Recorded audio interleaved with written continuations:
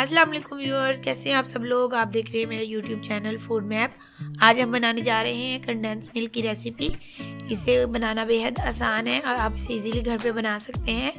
आप इसे cake, pastry या आइसक्रीम वगैरह या कोई भी और डिज़र्ट बनाने में इस्तेमाल कर सकते हैं। चलिए देखते हैं इसे किस तरह बनाना है।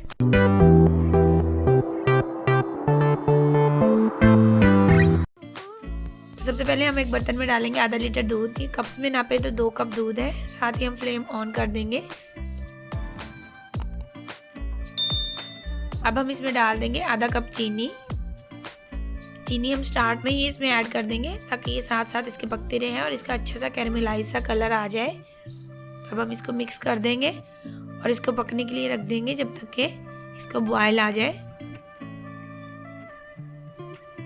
तो दूध बॉयल होने लग गया है। अब हम इसमें मुसलसल चम्मच चलाते रहेंगे ताकि ये नीचे नहीं लगे और इसकी साइडें भी साफ़ करते रहेंगे ताकि इनकी जो बलाई है वो इसमें उसकी लेयर ना हो और गुठलियाँ ना बने। इसको बनाने में ज़्यादा टाइम नहीं लगता, ये 10 से 12 मिनट में तैयार हो जाता है। हमारे यहाँ बहुत से एरियाज़ ऐसे होते हैं जहाँ पे ये अवेलेबल नहीं होता, तो आप इसको इजीली घर पे बना के फ्रिज में स्टोर कर सकते हैं। ये पकते हुए तकरीबन हाफ रह गया है। ये देखिए पहले से गाढ़ा भी हो गया और इसका कलर भी चेंज हो गया है। तो अब हम इसमें डाल देंगे 1 चुटकी के बराबर बेकिंग सोडा, जिसे हम मीठा सोडा भी कहते हैं। इससे ये जो झाग बनी है ये अपने आप ख़त्म हो जाएगी। हम इसमें मुसलसल चम्मच चलाते रहेंगे, इससे इसका बड़ा अच्छा सिल्की स्मूथ सा टेक्सचर आएगा।